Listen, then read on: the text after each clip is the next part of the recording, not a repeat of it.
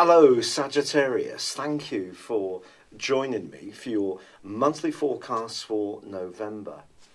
The Sun and Mercury initially this month are occupying a very tender part of your situation, along with Jupiter, which is very much to do with the more psychological side of life. It's to do with reflection, quiet time, finding the moments to really mull over what we really want from our wider existence. And in the first week of the month, when the Sun is forging an influence with Neptune, the planet of dreams, in your sector of home and emotions since 2012, I think it's possible the most compassionate, kindly and spiritual sides of your nature can really come to the fore. Don't be surprised if you want to connect with more healing possibilities during this period. You may get that quiet time, but if you're interested in things like meditation or yoga or other forms of alternative therapies, these can be really wonderful for you during this period. But you can also be someone who's assisting other people in these ways as well. So your more spiritual dimension has really got a chance to flourish. However, on the 6th of the month, there's a real keynote moment because Mercury then moves into your zodiac sign. If you do experience a few self-doubts or concerns or anxieties in the early part of the month, Mercury moving into this location can help you move more into the here and now. If plans have stalled a little bit or lacked a little bit of momentum, Mercury is going to help to spark them up. In fact, Mars, the planet of drive, is actually in a very positive part of your situation all through this month, which is going to help you to think very much about your future. But it's just with the Sun and initially Mercury and also Jupiter in this more reserved area, you could find yourself almost like 1 minute thinking about possibilities down the line and the next minute thinking more about past issues. Trying to come to terms with your identity in some way is certainly a possibility. Now, you're known as someone who's hale and hearty, very bubbly, outgoing, and you often live very much in the moment. You want to dust yourself down after disappointments and move on to the next exciting opportunity. So all of this could be quite challenging in some ways. And with Jupiter's support, over the next year, you could go through a profound change where it's not going to stop you going out and having fun at some moments, but a more thoughtful side of your nature is going to be aroused more and more. Some kind of spirit guide come into your situation. And that can show itself this month when on the 7th, Venus moves into Scorpio too. Now obviously Venus and Scorpio is very, very sexy.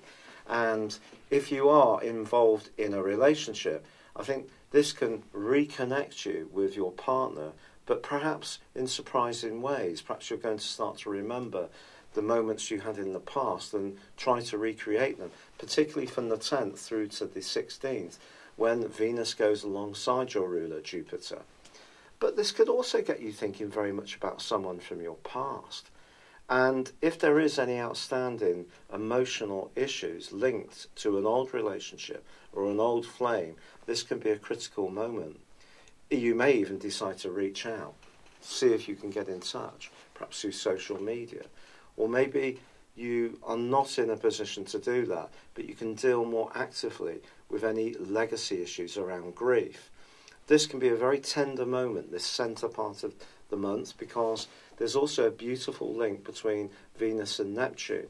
So you're going to be very sensitive in general about how you feel about relationships.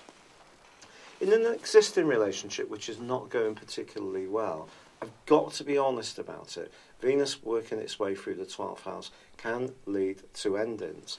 But alongside Jupiter, if an ending does happen, it's much more likely to be a more amicable one, or at least a more reasonable one, a more practical one in terms of sharing resources.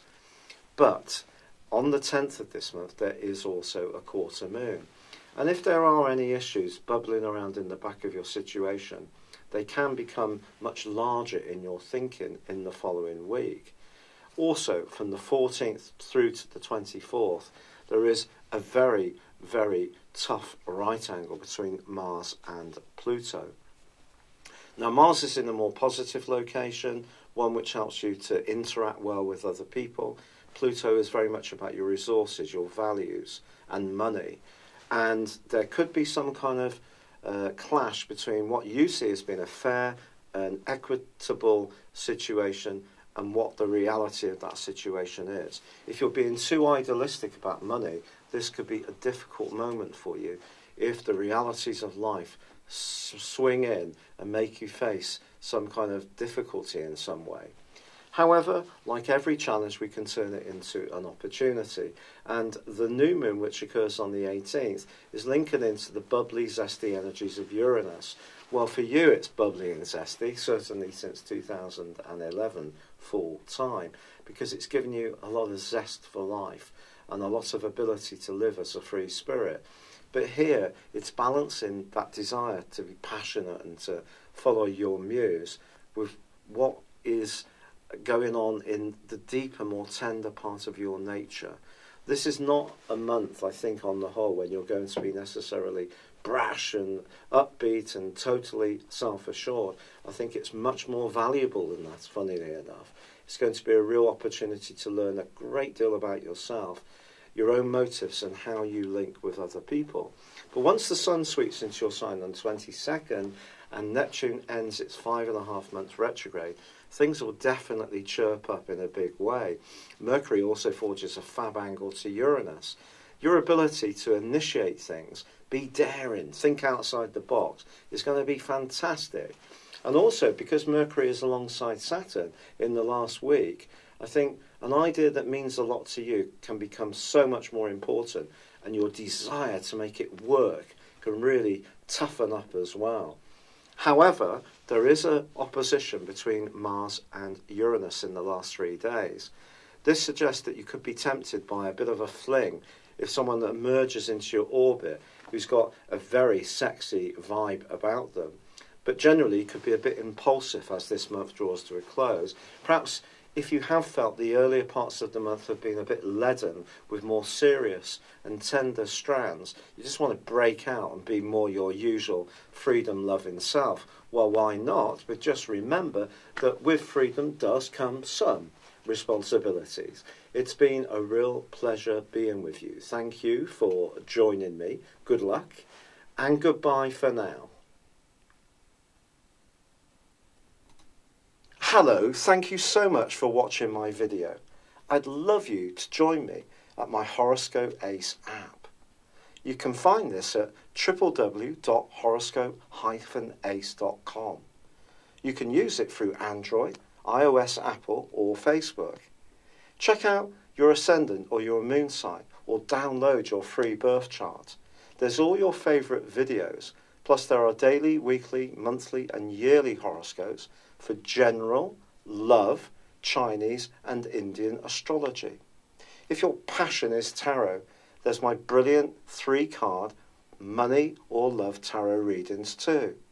And it's all there at www.horoscope-ace.com. Thank you.